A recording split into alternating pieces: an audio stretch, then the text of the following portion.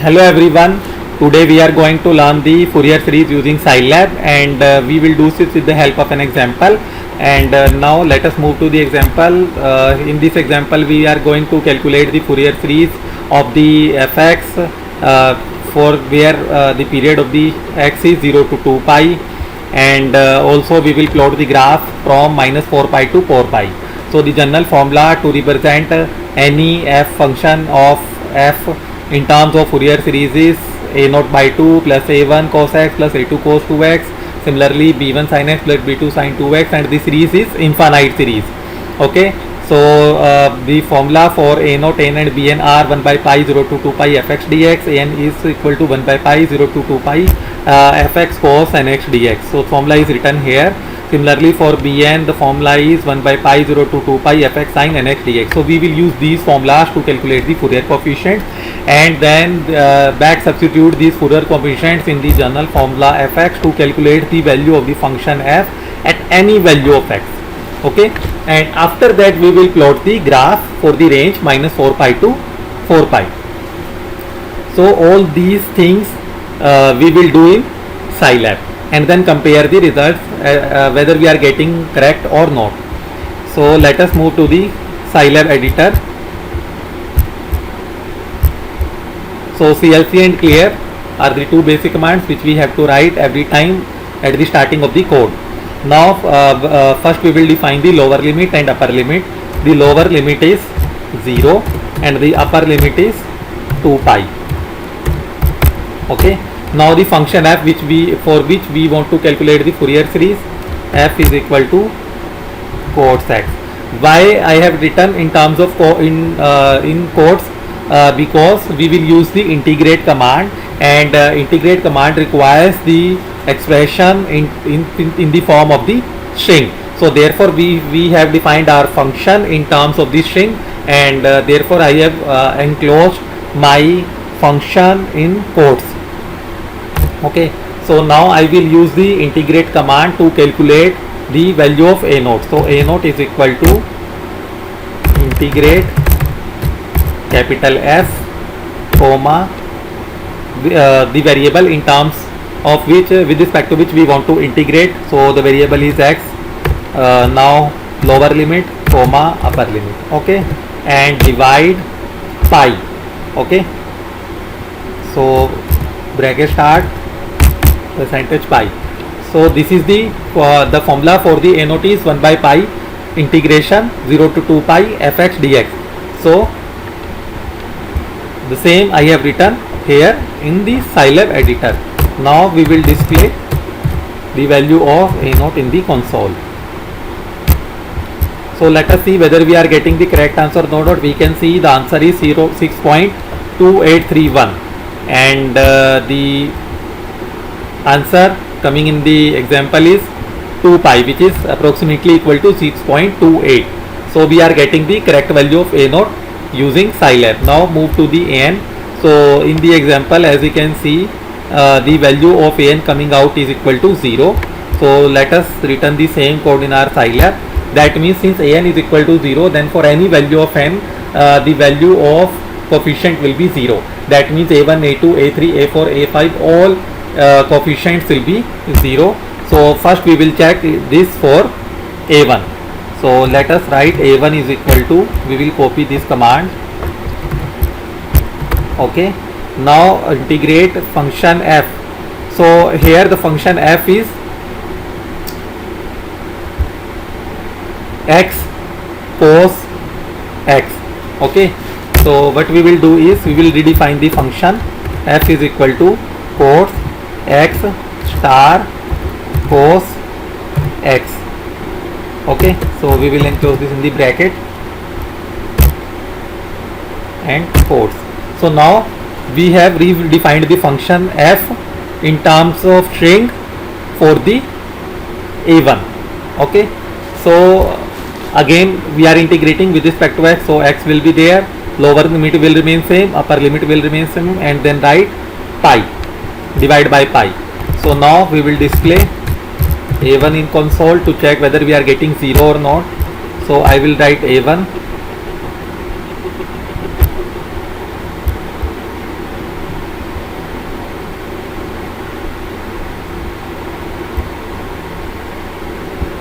So as you can see, a round of error is detected. The requested tolerance or default cannot be achieved. So what is this? Let us move to the help browser and write integrate.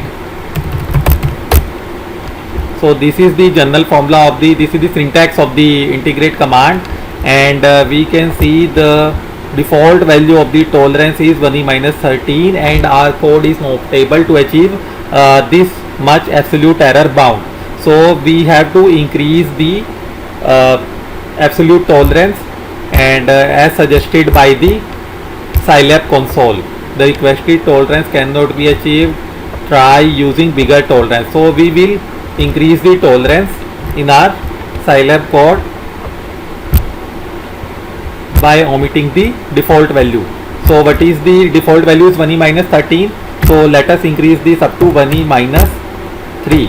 So I have changed the tolerance value, absolute tolerance value, from 1e minus 13 to 1e minus 3. Now I will run the code again.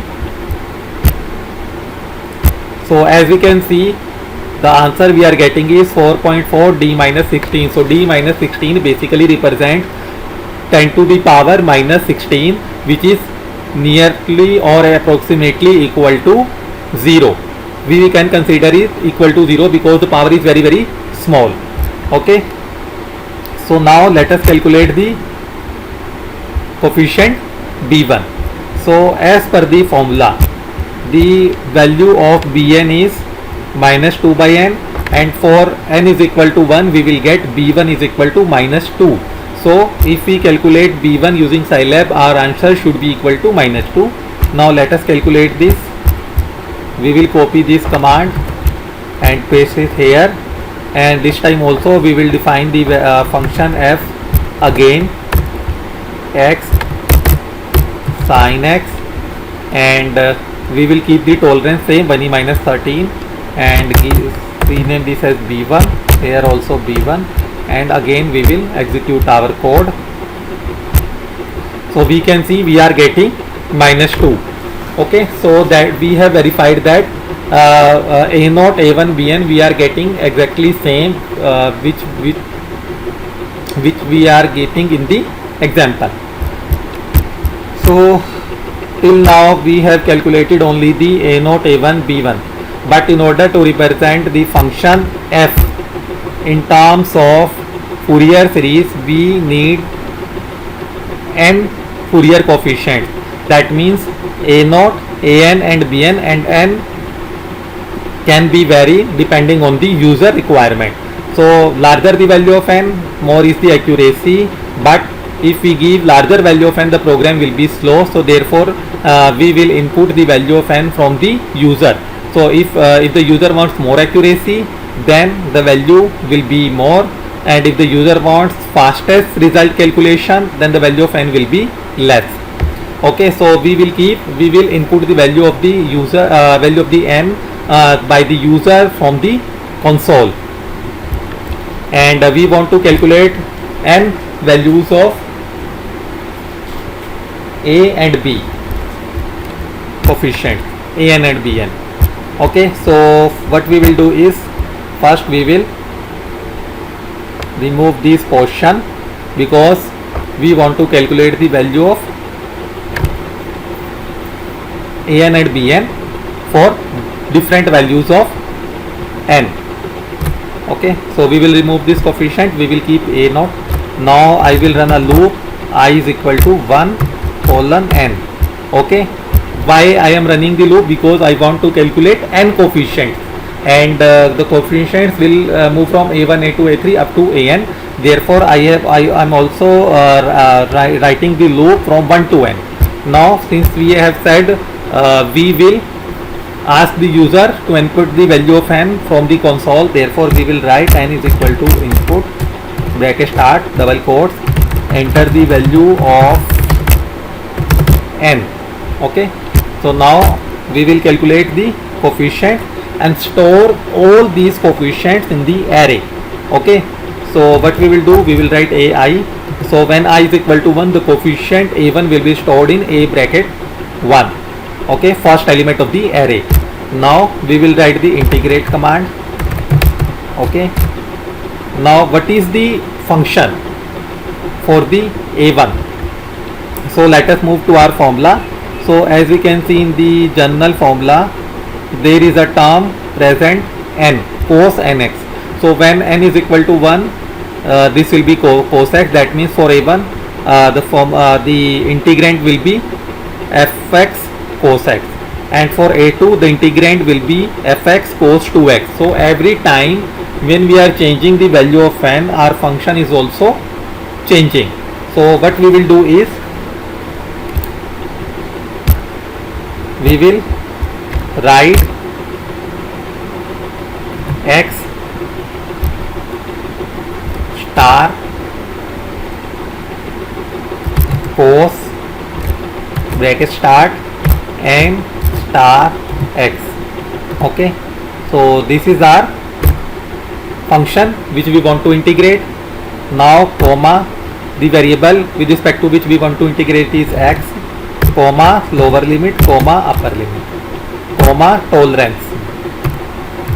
So we have set 1 minus 3. Now divide bracket start percentage pi. So this will give the value of pi up to large accuracy. Now again we will copy this and paste this, and this time we will write here b and doing sign here. So this loop will calculate a1 b1 a2 b2 a3 b3 up to the n terms. So we till now what we have done is we have calculated a0, an and bn up to the desired value of the n, which will be entered by the user from the Scilab console. Now the next thing is we want to calculate the function in terms of x using Fourier series. So now here we can see fx is equal to a0 by 2, a1 cos x, a2 cos 2x, b1 sin x, b2 sin 2x. Okay, so after putting the a0, a1, a2, a3, what we have to do is we have to put the value of x also to calculate the f using Fourier series. Okay, so what we have to do is, first we will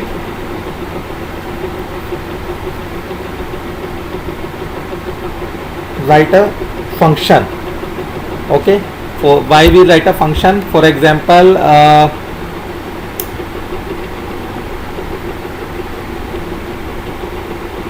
I want to calculate Fourier series using only first Fourier coefficient. Okay, so if I want to calculate using Fourier series using first Fourier coefficient only, first order Fourier coefficient only, then the fx will be equal to a0 by 2 plus a1 cos x plus b1 sin x. If I want to include the second order coefficient also, then the Fourier series will be given by a0 cos x, a0 by 2 plus a1 cos x, b1 sin x, similarly a2 cos 2x plus b2 sin 2x. Okay, and a0 by 2 will be added only one time, while other terms keeps on increasing depending on the value of n. So let us write a function to calculate the Fourier series. So function is the function command, and y is equal to f bracket x, and now y is equal to, first we will write y is equal to 0. Now I will write a for loop. For how many terms we want to add? For example, in case of the first order coefficient, we will add only one term a1 cos x plus b1 sin x. Similarly, for two terms n will be equal to 2, and we will add two terms a2 cos 2x plus b2 sin 2x. Okay, so y is equal to y plus a bracket I cos I star x plus b bracket I star sin I star x. here also star will be there. So what this function will do,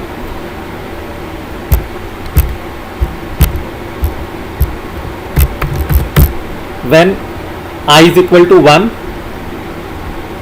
it will add a1 cos x plus b1 sin x. When I is equal to 2, it will add a2 cos 2x plus b2 sin 2x also.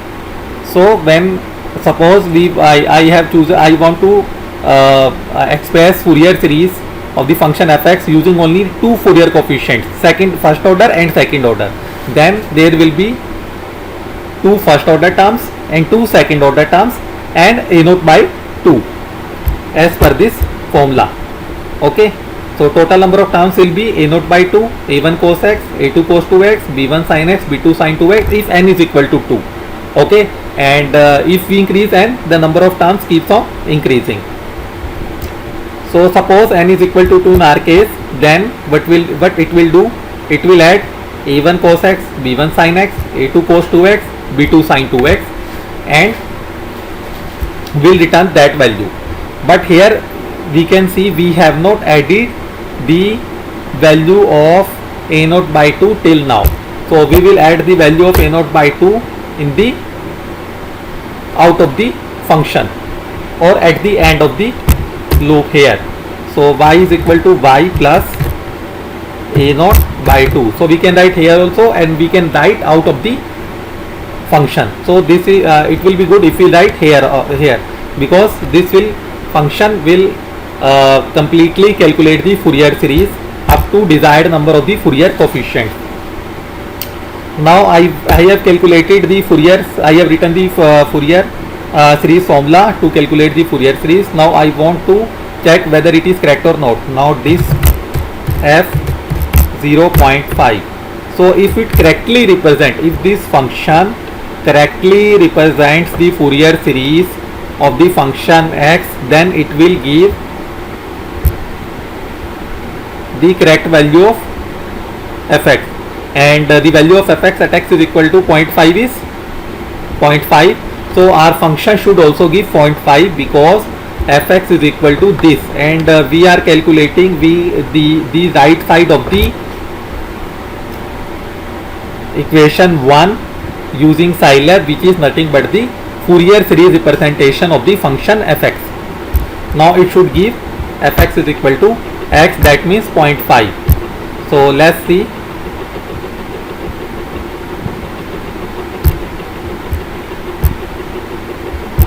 So this is the value of a naught which we have which we are displaying on the console. So enter the value of n. So this is our choice, but we want to enter the n. So let us choose initially a very small value, say 10. So as you can see, this is giving 2.95, but it should give 0.5. So why we are getting 2.95? Can anyone check? So this is a naught by 2, a1 cos x, a2 cos 2x. The formula is minus 2 by n, 1 by pi, 0 to 2 pi, minus 2 by n, it will give, this will give 0. Okay, so what we can do is how to verify, how can we verify whether we are doing correctly or not.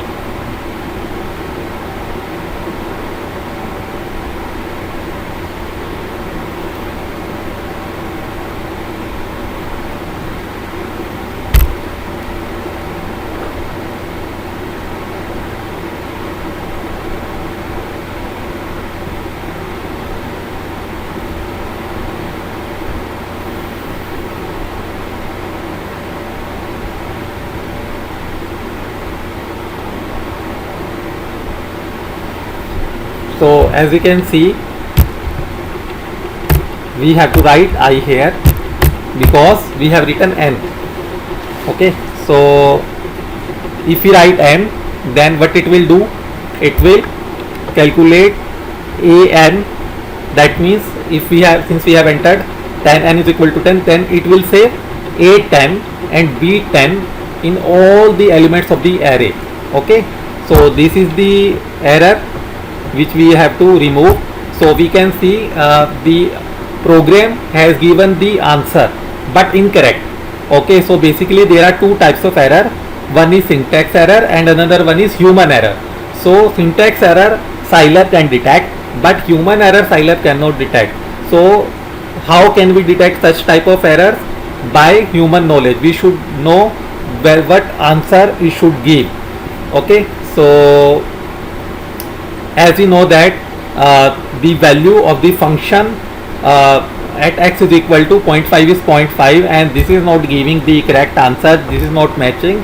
So that means we have written something wrong somewhere and we have to find that. So what I will do, I have find out that I have written n here and it should be I, so that it can save it can save a1, a2, a3, b1, b2, b3 in the respective elements of the arrays a and b.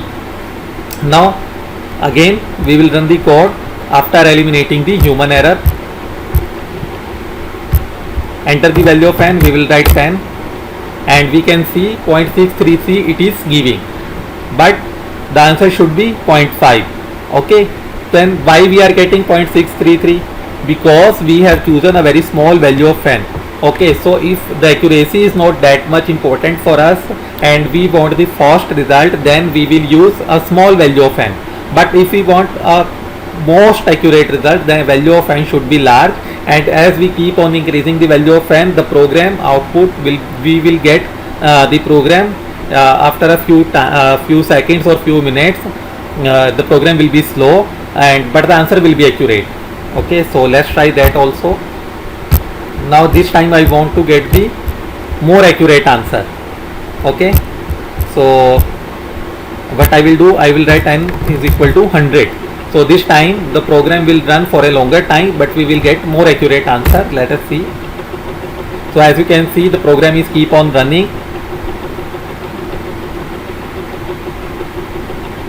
and we are getting 0.54, which is much better than the previous result, but still this is not the exact result.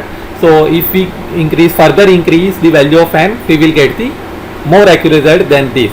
Okay, but for this tutorial n is equal to 100 is the enough, and but if you want to try more larger values of n, you can take n is equal to 1000 and then check whether the result is improving or not. Okay, so there is a trade-off between the accuracy and the time. So if we want the result in a less time, then we will choose lesser value of n, but in that case we have to compromise with the accuracy. But if we want more accurate result, then we have to compromise with the time. The program will run for a longer time. Now let's come to the second point. Till now we have calculated the value of the function using Fourier series at x is equal to 0.5. Okay, similarly we can calculate the value of the function f for different values of the x is equal to 0.1, 0.2, 0.3, 0.4, and after calculating the function f at different values of x, we can plot it with the x, and same thing we have to do, which is written in the example. We have to plot the graph from -4 pi to +4 pi. So now what we will do is we will define the range of x -4 pi to 4 pi instead of x is equal to a single value 0.5. Now let us define the range. So here we have chosen x is equal to 0.5. Let us remove this. Now we will define a range. X is equal to -4 star percentage pi colon, step size we will choose x is equal 0.01, then colon 4 star percentage pi. Okay, so now x is -4 pi to 4 pi we have defined. Next what we will do is we will calculate the value of the function and plot it. So we can simply plot command x comma f bracket x. So what this command will do, this will not only calculate the function value over the range -4 pi to 4 pi, but it also plot the function f with respect to x using plot command. Now let us run. So let us move to the console, enter the value of n. So we can choose 100 because it is giving a better accuracy answer. So as you can see, we have entered the value of n is equal to, and the program is running. So it will take some time. So as we can see, this is the plot of the function fx using Fourier series.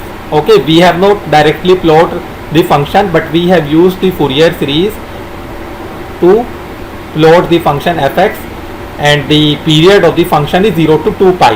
Okay, so now let us see whether we are getting the same plot as in the case of example.